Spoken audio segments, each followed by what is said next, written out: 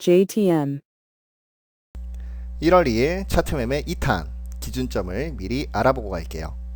안녕하세요. 주식투자자 JTM입니다. 1탄 이후에 휴장일도 있고 해서 추가로 몇 종목 더 얘기 드리겠습니다. 이 시간에는 순수하게 차트 기준으로만 기준점을 같이 찾아보겠습니다. 단기 흐름에 따라서 기준점은 달라지기 때문에 지금 얘기 드린 기준점은 다음 개장일인 1월 2일에 한정하고요. 이후로는 바뀔 수 있습니다. 시장의 흐름과 섹터의 흐름 미리 알 수는 없죠.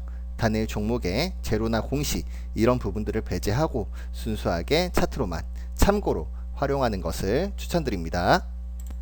첫 번째 종목은 현대두산인프라코어입니다. 건설 중장비 엔진을 생산 판매하고 있고요. 우크라 재건 네옴시티 테마로 움직임이 있었고 중국 경제 부양책 예상으로 추가로 움직임이 생길 수 있는 시점입니다. 매출과 영업이익은 증가하고 있고 주가 수준은 현재 적정한 상태네요. 마지막 종가가 8,000원으로 끝났어요. 이 부분을 기준으로 봤을 때 6,500원은 기준 라인이 되어서 접근 가능한 매수가가 될 것 같고요. 그리고 7,680원 여기는 단기 지지선입니다. 이 선을 탈락했을 때는 빠르게 이익 실현을 하거나 또는 손실 처리를 빠르게 할 수 있는 그러한 자리가 될 것 같고요. 주가가 하락을 해서 5,450원까지 갔다. 여기는 강력한 지지 라인이에요. 이 라인에서는 추가적인 매수를 들어갈 수도 있고요. 또는 종목의 악재나 아니면 급락이 나왔을 때는 손절도 검토를 해봐야 하는 자리입니다. 주가에 대해서 큰 모멘텀이 생겼어요. 이 종목에 엄청난 좋은 공시 또는 이제 상승할 수 있는 그런 재료가 생겼을 때는 9,000원 이 부분이 강력한 저항이 될 거고요.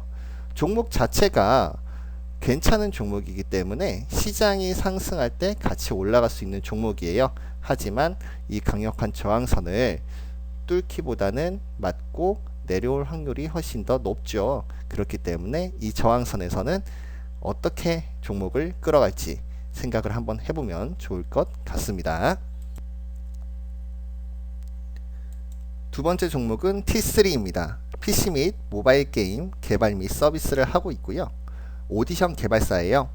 중국 외자판 후 허가로 섹터의 상승에 편승해서 같이 급등이 있었습니다. 매출액과 영업이익은 상승세고요. 마지막 종가가 1,750원에 끝났어요. 이 종목은 1,850원 이 부분이 단기 저항선이 됩니다. 그렇기 때문에 빠르게 매매하실 분은 이 저항선에서 어떻게 갈지 생각을 한번 해보시면 좋으실 것 같고요. 그리고 1,650원 여기는 기준 라인으로서 접근 가능한 1차 매수가가 돼요. 물론 이 종목이 1,650원에 매수를 한 이후에 다시 하락을 할 수도 있겠죠. 하지만 지금은 바닥이 잡히지 않는 종목이기 때문에 접근 가능한 1차 매수가 정도만 참고를 해주시면 좋을 것 같고요.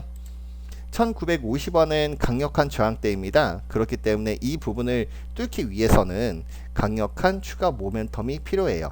그렇지 않으면 이 부분에서는 많은 매도 물량이 있겠죠. 이 가격대에서는 종목에 대한 판단을 한 번 더 해보시는 걸 추천드리고요. 세 번째 종목은 경남제약입니다. 중국 코로나19 확진자 급증 속에서 감기약 부족 현상으로 상승이 있었습니다. 매출과 영업이익은 정체되어 있는 상태고요. 마지막 종가가 2,680원에 끝났어요. 이 종목의 접근 가능한 매수가 리스크가 낮은 매수가는 2,100원이 기준 라인이 되고요. 그리고 단기적인 지지선은 2,400원이에요. 2,400원을 깼을 때는 이익 실현을 빠르게 하거나 또는 손절에 대한 검토가 필요하고요.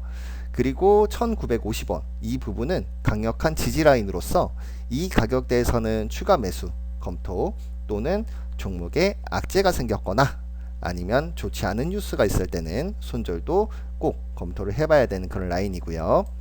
2,800원 이 부분이 단기 저항 라인이에요. 그렇기 때문에 2,800원 상태가 되었을 때는 빠르게 매도해서 이익 실현하는 것도 좋은 방법이라고 생각이 됩니다. 네 번째 종목은 두산 에너빌리티입니다. 발전 설비를 주업으로 하고 있고요. 원전 테마로서 흐름이 나왔었습니다. 매출과 영업이익은 소폭 증가하고 있고 주가는 아직 고평가 상태로 보여져요. 마지막 종가가 15,400원에서 끝났죠. 15,000원이 이 종목에 접근 가능한 매수가예요. 기준 라인이 되고요. 16,000원은 단기 저항선으로서 빠르게 매매를 원하시는 분들은 이 16,000원 라인에서 매도를 함으로써 매매를 종료하시는 것도 좋아 보입니다. 그리고 13,500원 13,500원은 지지라인으로서 이 종목을 추가 매수하거나 아니면 손절에 대한 검토도 필요하고요. 17,000원이 이 종목의 강력한 저항대예요. 그렇기 때문에 원전 테마의 전체적인 상승 또는 시장 상승 또는 두산 에너빌리티 종목의 개별 재료 이러한 부분이 있을 때 갈 수 있는 금액이 될 것 같아요. 하지만 17,000원 라인에서는 이 부분을 뚫고 올라가기가 쉽지 않기 때문에 이 종목에 대한 판단을 한 번 더 해야 되는 그러한 자리가 될 것 같습니다. 다섯 번째 종목은 리파인입니다. 부동산 조사 서비스를 주된 사업으로 하고요. 전세 보증보험 가입 역대 최대 뉴스로 상승이 나왔습니다. 매출과 영업이익은 꾸준하고요. 주가 수준은 적정한 상태입니다. 뉴스로 움직임이 발생한 만큼 주가 레벨이 높은 수준에서는 주의를 해야 할 것 같습니다. 마지막 종가는 8,900원에 끝났어요. 8,700원은 이 종목의 단기 지지 라인이에요. 8,700원을 이탈을 했을 때는 이익 실현을 하거나 또는 빠르게 손절을 하는 것도 좋아 보이고요. 7,250원은 기준 라인으로서 리스크가 낮은 접근 매수가가 될 것 같습니다. 그리고 만원은 강력한 저항대가 될 거예요. 그렇기 때문에 시장 상황에 따라서 단기 매도함으로써 수익 실현하시는 것도 좋은 방법이 될 것 같습니다. 여섯 번째 종목은 한국전력입니다. 에너지 공기업이고요. 전기료 인상 확정으로 주가가 상승 추세에 있습니다. 전기료가 오른다라고 해도 그 오르는 폭이 이 한국전력 종목에서 영업이익이 흑자로 돌아갈 것 같지는 않고 적자가 지속될 걸로 예상이 되고 있고요. 적자폭의 축소 예상으로 주가 흐름이 나오고 있네요. 마지막 종가는 21,800원에 끝났었고요. 이 종목의 접근 매수가 기준 라인은 25,500원이 될 거예요. 그리고 22,500원이 단기적인 빠른 매매를 원하시는 분들 단기 저항 라인이고요. 그리고 19,500원 이 부분은 종목에 대한 추가 매수 또는 손절에 대한 검토가 필요한 그런 라인입니다. 마지막으로 23,300원은 이 종목에 대한 강력한 저항선이에요. 종목 자체에 대한 큰 모멘텀 또는 거래량이 없는 점진적인 상승이 있을 때는 이 23,300원 자리에서도 종목을 계속 가지고 갈지 아니면은 수익 확정을 할지에 대한 판단이 필요한 그러한 자리입니다. 일곱 번째 종목은 위메이드입니다. 자체 발행한 가상화폐인 위믹스의 상패로 주가 하락 후에 횡보를 하고 있네요. 신뢰 회복을 위해서 노력하고 있지만 충분한 시간이 필요할 것으로 보여집니다. 영업이익은 적자 전환했고요. 기간 조정으로 갈 경우에는 많은 시간이 걸릴 수도 있어요. 그렇기 때문에 적당한 가격에서 매매 완료하는 것이 기회비용상 좋지 않을까 생각이 됩니다. 마지막 종가는 31,550원에 끝났고요. 이 종목의 단기 저항선은 35,500원이에요. 35,500원이 되었을 때는 빠르게 매도하는 것도 좋은 방법이 될 것 같고요. 27,000원이 하나의 지지 라인으로 볼 수 있을 것 같아요. 이 부분에서는 안정적인 매수보다는 단기적인 단기 매매에 대한 매수를 검토할 수 있는 그런 자리로 보여집니다. 그리고 43,000원 이 부분이 강력한 저항선이 될 거예요.